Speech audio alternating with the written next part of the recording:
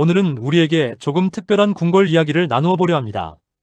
혹시 덕수궁 돌담길 걸어보신 적 있으신가요? 그 길을 걷다 보면 참 묘한 기분이 듭니다. 한쪽은 높고 단단한 돌담, 그 안쪽에는 고즈넉한 궁궐의 정취가 숨어 있고 그 바깥쪽은 현대적인 건물과 분주한 차들이 쉴 새 없이 오가고 있죠. 마치 시간이 겹쳐져 있는 듯한 공간, 과거와 현재가 맞닿아 있는 곳. 그곳이 바로 덕수궁입니다. 그런데 덕수궁에 들어서면 조금 낯선 장면을 목격하게 됩니다. 아니, 이게 무슨 일이지? 궁궐 안에 웬 서양식 석조 건물이 있단 말인가? 그렇습니다. 기와지붕과 목조 건물 사이에 웅장한 대리석 궁전이 자리하고 있죠. 오늘은 바로 그 궁궐 속 서양풍 건물의 비밀을 풀어가 보겠습니다. 제1장, 덕수궁의 시작 위기의 궁궐입니다. 덕수궁의 역사를 이해하려면 먼저 그 출발점부터 봐야 합니다. 덕수궁은 사실 다른 궁궐처럼 처음부터 왕궁으로 세워진 곳이 아니었습니다. 임진왜란, 조선이 무너질 뻔한 그 전쟁을 기억하시죠?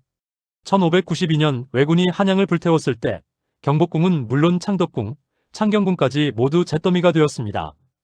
왕은 임시로 머물 곳이 필요했죠. 그때 선택된 곳이 바로 정릉동 행궁, 지금의 덕수궁이었습니다. 선조가 임시로 거처하게 되면서 위기 속에서 나라의 중심이 된 궁궐. 그래서 덕수궁은 태생부터 조금 특별했습니다. 화려한 권력의 상징이라기보다는 나라의 위기를 버티는 임시 방편이자 살아남기 위한 공간이었죠. 이런 태생 때문에 덕수궁은 이후에도 늘 위기와 변화의 무대가 됩니다. 나라가 흔들릴 때마다, 왕조가 새로운 길을 모색할 때마다 덕수궁이 그 중심에 있었던 겁니다. 제2장, 19세기 말, 격변의 조선. 시간이 흘러 19세기 말, 조선은 그야말로 소용돌이 속에 있었습니다. 러시아, 일본, 청나라, 서양 열강들이 한반도를 둘러싸고 눈치를 보고 있었죠. 거기에 내부적으로도 세도 정치와 농민 봉기, 개혁과 보수의 충돌이 이어지고 있었습니다. 특히 1894년 동학농민운동과 청일전쟁은 조선의 운명을 송두리째 바꿔놓았습니다. 일본은 조선에 깊숙이 개입했고 왕권은 크게 흔들렸습니다. 바로 이 시점에서 고종은 새로운 길을 택합니다. 1897년 환구단에서 황제 즉위를 선포하고 조선을 넘어 대한제국을 세운 것이죠. 황제가 된 고종은 이제 새로운 궁궐이 필요했습니다. 더 이상 중국의 제후국이 아니라 독립국가의 황제로서 당당하게 설 수 있는 무대 말입니다. 그 무대가 바로 덕수궁이었고 그 덕수궁 안에 들어서야 했던 것이 바로 서양식 건물이었습니다. 제3장, 석조전은 근대의 상징이었습니다. 덕수궁 안에 들어서면 시선을 단숨에 빼앗는 건물이 하나 있습니다. 바로 석조전입니다. 1900년에 공사를 시작해 10여 년 만에 완공된 석조전은 우리나라 최초의 르네상스식 석조 건물이었습니다. 영국인 건축가 존 레지날드 하딩이 설계했죠. 외관을 보면 기둥이 줄지어 서 있고 대칭적인 구조, 아치형 창문, 전형적인 유럽 궁전의 모습입니다. 궁궐 한복판에 이런 건물이 들어섰으니 당시 조선 사람들에게는 얼마나 충격적이었을까요? 궁궐에 웬 서양 건물이야? 하며 고개를 갸웃거렸을 겁니다. 하지만 고종에게는 이 건물이 꼭 필요했습니다. 황제의 권위를 세우고 외국 외교관을 맞이할 때 기와지붕 아래에서 하는 것보다 웅장한 석조 궁전에서 접견하는 것이 훨씬 효과적이었기 때문이죠. 제4장, 석조전 내부의 비밀입니다. 겉모습은 철저히 서양식이었지만 내부는 조금 달랐습니다.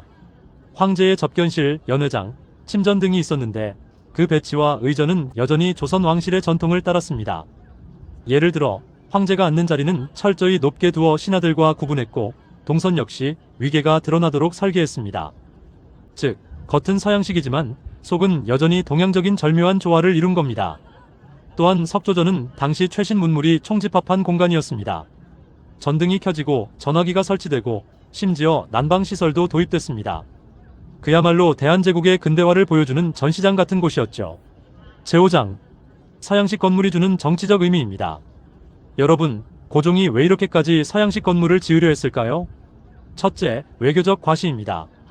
열강 외교관들이 들어왔을 때 낡은 기와궁전보다는 서양식 석조 건물이 훨씬 설득력이 있었습니다.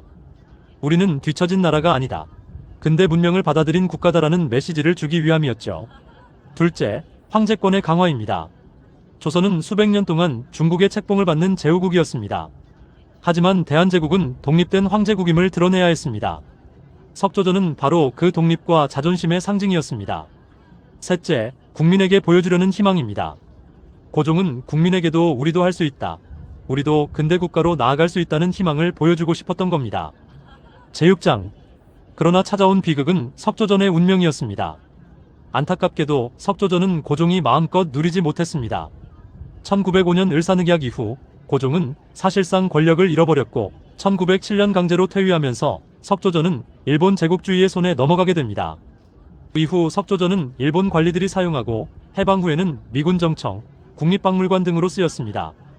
고종이 꿈꾸었던 황제의 전당은 결국 그의 것이 되지 못한 채 타국의 손에 유린된 것이죠. 그래서 석조전은 우리에게 늘 아름다움과 슬픔을 동시에 안겨줍니다. 화려한 외관은 근대화를 상징하지만 그 안에는 나라 잃은 서름이 깊이 새겨져 있으니까요. 제7장. 또 다른 서양풍 건물들입니다. 덕수궁 안에는 석조전 말고도 서양식 건물이 몇 가지 더 있습니다. 먼저 정관원입니다. 1902년에 세워진 이 건물은 당시 고종이 즐겨 찾던 공간이었습니다. 특히 커피를 마시며 외교관들을 접견했다고 하죠. 생각해보세요. 조선의 황제가 서양식 정자에서 서양식 의자에 앉아 커피를 마시며 대화를 나누는 장면. 그것 자체가 이미 하나의 메시지였습니다. 우리는 닫힌 나라가 아니라 열린 나라다. 또 하나 중요한 건물이 있습니다. 중명전입니다. 덕수궁 바로 옆에 있던 이 서양식 건물에서 1905년 을사늑약이 강제로 체결되었습니다. 나라의 주권을 빼앗긴 치욕의 현장이죠. 덕수궁의 서양식 건물들은 이렇게 근대의 희망과 동시에 민족의 비극을 함께 품고 있는 공간이었습니다.